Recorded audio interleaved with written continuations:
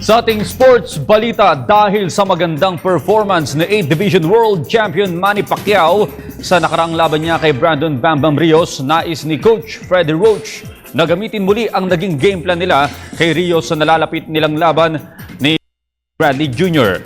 Ayon kay Coach Freddie Roach, bagamat hindi napatumba ni Pacquiao si Rios sa kanilang paghaharap, ay naging mabangis ito sa ibabaw ng lona. Ang Pacquiao-Bradley fight ay gaganapin sa ika-13 ng Abril sa MGM Grand Arena sa Las Vegas, Nevada, USA.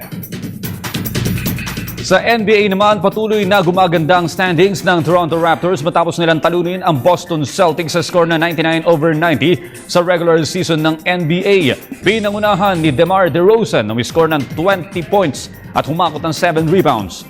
At sinigundahan naman ito ni Kyle Lowry na may score ng 23 points. Samantala sa panig naman ng Boston, si Jared Sinninger naman ang nanguna sa kanyang score na 25 points at 20 rebounds.